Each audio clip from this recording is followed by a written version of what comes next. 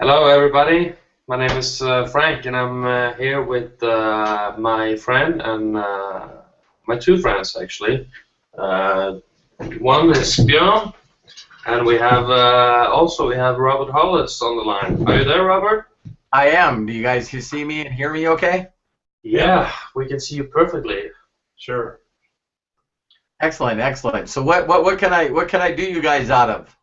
Well, as I told you earlier, Björn is really interested in unlimited profits, and he really wants to maybe hear your story. If you just could tell who you are, how you started, how the journey has been.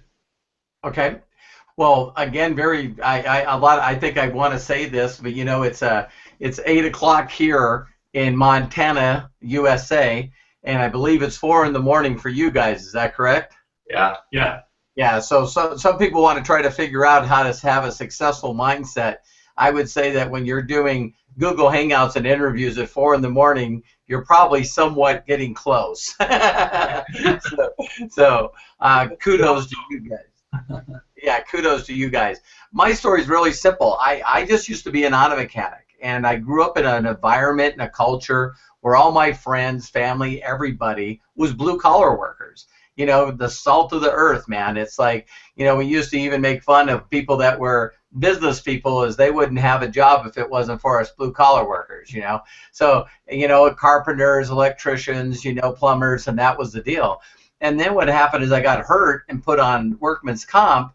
And then the doctors told me through rehab is they said, you're never going to be a mechanic again. You're going to be lucky if you can support your weight, on your knee. And this was, back 27 years ago. So, of course, today they would tell you, hey, no problem, we'll reconstruct, we'll put you in a new knee or a new hip or put you a bionic leg. But back then they were just saying, hey, you just can't support your weight. And so it made me think, golly, what am I going to do? And I let a few friends and relatives knew. They knew I was going through a tough time, 9 months without any income. In the United States, we have a thing called workman's comp, which is about a fourth of what you normally can not live on anyway. You know what I mean? So you're already living paycheck to paycheck, so now you got to live on a fourth of it, right? And about 900 US. And then all of a sudden a friend introduced me and he said, listen, this guy, I met him, he makes 62 grand a month. And I was like, I don't believe you. And he's going, no, he's looking to train people and you don't need any experience. And I said, okay. So I went and met my mentor. His name was Bill Gould. I wrote about him in my book called How Is That Working? And this guy started telling me stuff I have never, ever, ever heard of before. I didn't know about leverage. I didn't know what residual income was. I didn't know about marketing. I didn't know about mentorship, entrepreneurship. I didn't know any of this stuff. And there was one thing that he said to me. He had the ability, like Jim Rohn, to just say little tiny things that made you think. Like if you said, well, I don't have any money. And he goes, well, listen, does your company pay people more than they pay you? I was like, well, yeah. Well, that means that they know more than you. See, they're more valuable than you. So I'm going like, well, what do they know that I don't know? And he goes, don't you think you should find that out? So, I was always this guy that never asked for help. You know what I mean? I always, I'm independent. Asking for help is acting like, I don't know, like you're weak or something. If someone else did it through School of Hard Knocks, I'm going to do it through School of Hard Knocks. And he just changed my mind. And one that he gave me too that I think is so powerful is he said, Robert, listen, he said, so tell me why you was a mechanic. And I go, well, I was a mechanic because you need to make money. He goes, what do you use money for? I go, that's pretty stupid. That's rent, that's, utilities, that's food, that's whatever. And he goes, well, if you got a job to make money and that money covers your bills and your responsibilities, why not just learn to make money? And I went, what are you talking about? And he says, do you know an old auto mechanic? And I said, I do. And he goes, well, good. Why don't you go ask him how much he's making? Because if you keep doing the same thing you're doing for the next 40 years, You know what I mean? He goes, why don't you take the time to ask people that have been mechanics for 30 years if they would do it again? And the number one answer that everybody said, well, I don't know how to do anything else. Mm. Isn't that amazing? And Yeah. so I started learning what he taught me to do. My first 45 days, I made over 10 grand. My first year, I made 258,000. My second year, 520. My third year, 785. I made $1 million before the age of 30. And so I just used those same principles to teach other people. So now I got 45 people I've helped that's made over $1 million in a calendar year. 7 of them own their own marketing companies or own entrepreneur companies. And then about 3 years ago, I ran across a guy named Eric Worre. You guys might have heard of him. And Eric Worre's going, Robert, listen, you make $2.5 million a year. You got a group that's over 700,000 people in 20 countries. You know, why don't you teach the stuff you know to other people? And I was like, I didn't even think about that. And he's going, listen, if you look at my Network Marketing Pro, I'm putting up videos every day, and I'm teaching people what I know. And I went, all right, I'll do that. And so now, today, Unlimited Profits has over 1,100 videos, over 2 million views. And so I thought I wanted to learn how to do something different. There's network marketing, and then there's online marketing. And I thought, you know what, there's people that are making 5 and 10 million a year from online marketing. So I just thought, God, I got to figure out this Facebook thing. I got to figure out this Google Hangout thing. I got to figure out this YouTube thing, because I could actually do training, mentorship, presentations all over the world, 7 days a week, 24 hours a day if I can stay awake. You know, so I could even do a hangout at 4 in the morning in Norway if I wanted to. And so here we are. So I took the time to put all that information together, and then people really started getting success. So then the next step that happened that was pretty crazy is, if you're hearing noise out there, it's sons riding quad runners. You know, I live out in the middle of nowhere. But one of the things is then people said, well, why don't you put a marketing plan around the personal development and the mentorship program? And I thought, I don't know how that's going to work. Well, it took off. So we now have over 162,000 free members. We have, I think it just went over 17,000 today. It was 16,980 or something like that, people that we have that are paying members. And I never ever looked at it as being that big, but I'll give you guys a couple of examples so it really will hit your mind, because you guys can use this as examples in Norway. In the United States here, all of a sudden we had these companies that were called for-profit universities. Now, it might be a little different here because we all know the United States is this capitalist country that, you know, they want to make money off everything. You know what I mean? And what happened is this company come out called the University of Phoenix. And it's called the University of Phoenix Online. And so when everyone first heard of it, it was sort of like a joke.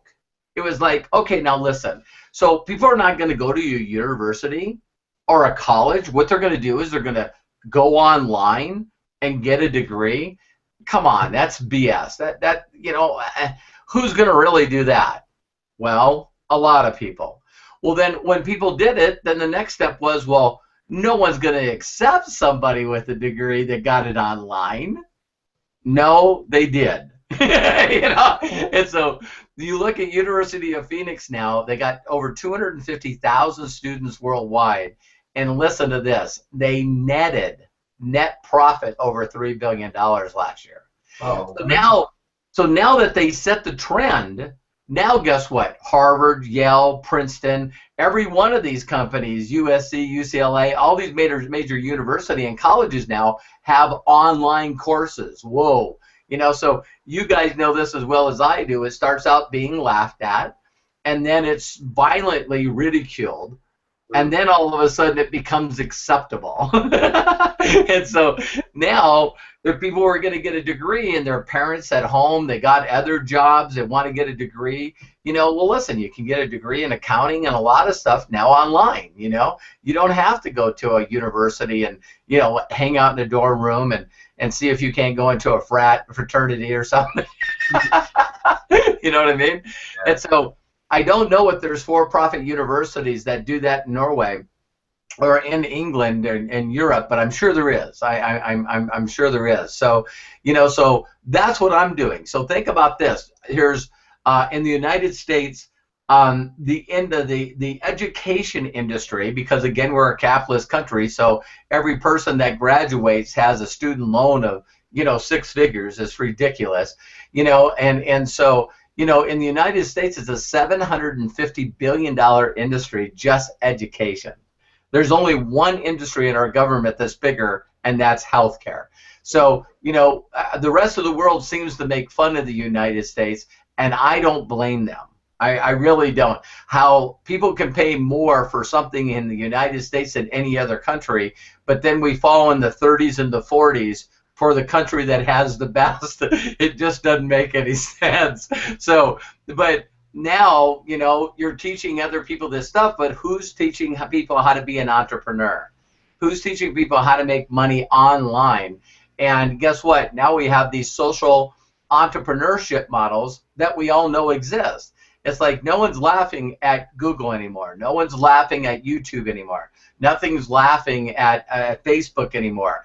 And the youngest kid that just missed the record by 4 days, I would be pissed if I missed it by 4 days. But the guy that did Snapchat just missed the youngest billionaire ever. So he's 23 years of age, and he hit billionaire status, and the guy that holds the record is Mark Zuckerberg. So a lot of people don't know this, is Mark Zuckerberg of Facebook has been a billionaire for 7 years. Yeah. And yet people are still sitting around going, I don't know if this internet thing is going to last. It's like, really? So I wanted to combine that with mentorship and training to teach people the stuff that I have up to this point. And I promise people, man, if they go in and start going through the free training, I tell people if you can scrape $99 together US and jump into the mentorship program, you won't make it through 3 of the 21 days. And I promise you'll go, I got it. Now this makes sense. Because the second that you realize that you can do it, the second it's like I tell people it's a pop, where instead of going, I'm going to figure this out, I don't know what to do, I don't know how to do it, I don't know how to do it, I don't know what to do, I wish I had a game plan, I wish I had a script. When you're in a phase or a mode where you're not clear what you can do, you don't. You just don't. and because we're by ourselves, it's not like bungee jumping where you got 3 friends and one pushes you off. It would be cool if that's the way it is, but it's not. So you get up every day and you just keep going, God, I know I should be doing this, but I didn't again, and I know I should have been doing this, and I should be doing it again. Then we show up at the Saturday trainings, and they look at you and go, well, how many people did you peak today? How many people did you talk about the business today? Well, I don't know what to say, and I don't know how to do it. When you get your mindset to you can do it, the how and the what doesn't make a difference. I'm telling you, it doesn't. You guys can talk to hundreds of entrepreneurs, and hundreds of entrepreneurs that are multi-millionaires. Very rarely can anyone tell you how they did it. Yeah. But they have something in common. I said yes, I told the world, and I figured it out. It's amazing.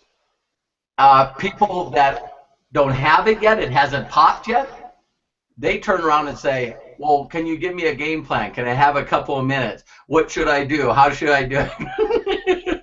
Entrepreneurs are going like, hey, you just talk to a bunch of people, some say yes, some say no. But they believe in the vision, they know that it's going to come true, just like you believe that you're going to get a driver's license. Yeah. And that's when it pops. So I think people getting involved with me and learning how to promote the training, and that's all I did for 18 months. All I did was promote my mentor. You know, here's a guy that helped me make 10 grand a month. Here's a guy that's helped all these people make 10 grand, 20 grand a month. You need to listen to him. And that's how I made it. And then I look at the rest of the world when I stepped out of it, and everybody else is trying to figure it out. And I'm going like, wow, you wouldn't do that in anything else. So there's my little simple story. And if you guys got some questions, I'll do my best to answer them. Yeah, thanks. Sure, Thanks a lot. Thanks. That's a great story as always. Bjorn here is. You can tell a little bit about yourself, Bjorn, and the situation you're in at your work. Yes, I'm actually. Start with your name. Yeah, my name is Bjorn, and I'm actually a civil engineer. But actually now these days the market is a little bit bad actually here in Norway because the oil price is going down, and actually people start losing their jobs. So I actually have been laid off for 6 months. Wow. And I work in a company called Oceaneering. It's an American company actually, located in Houston. Okay. Yeah. So, but now actually yesterday they actually had to fire people in order to deal with the situation. So, and one of them was actually me. Good. So yeah. So, that's a story in a short, brief way. Okay. So, yeah. So while you're hired this time, working on a plan B as fast as you can, so they can't make up their mind whether or not they're going to pay you. Yeah, I think everybody likes to own their own life. You know what I mean? So, Yes. my background's an engineer. I say I was an auto mechanic, but I actually got into automotive engineering, but sometimes those are fancy names for people that just work harder than others. That's true. So, you know, there's a lot of competition in the market now, and it's really tough to find a new job because there's so much competition, if you know what I mean. And Norway is not a big country. You know, we're not that many people here. How many people are in Norway? 5 million. Yeah, up at about 5 million people.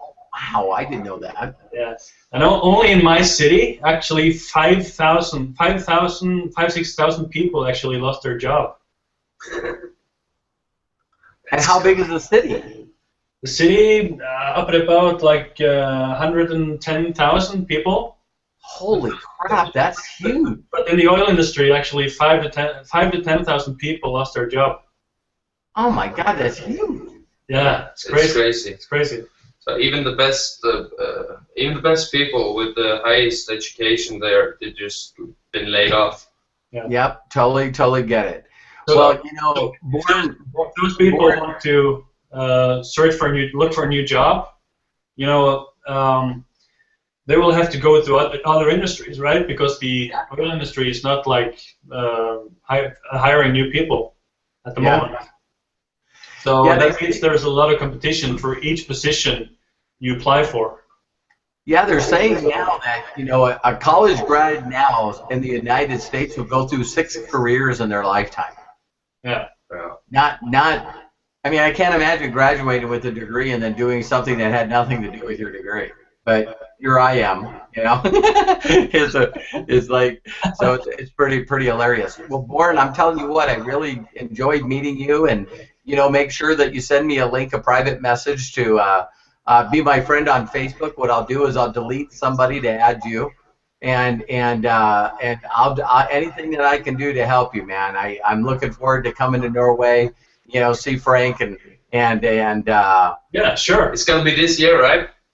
Yeah, I definitely want to. I've never been in Norway, and I've never been and I'd love to see it. I know I got ancestors that come from there. Oh, you have? I actually have relatives in the United States, in Chicago. Oh, wow. But I don't know who they are. But it's far away back in time, though. Yeah. Oh yeah. Because they Yeah. immigrated from Norway, right? Yeah. So, My all my relatives are like either Norwegian or also from some German. Oh yeah. Yeah. So it's like but we all know most of us in the United States came from somewhere. Yeah, that's true. That's true. Well, Yeah, it was so nice to meet you guys. I'm going to get back to my family, but I don't know when you guys plan on going to sleep, but thank you for staying up, and it was really nice meeting you, Born. thank you very much. Thank you. Same way. Okay, thanks a lot, Robert. Really appreciate it. So have a nice weekend. God bless. Good night. Good night.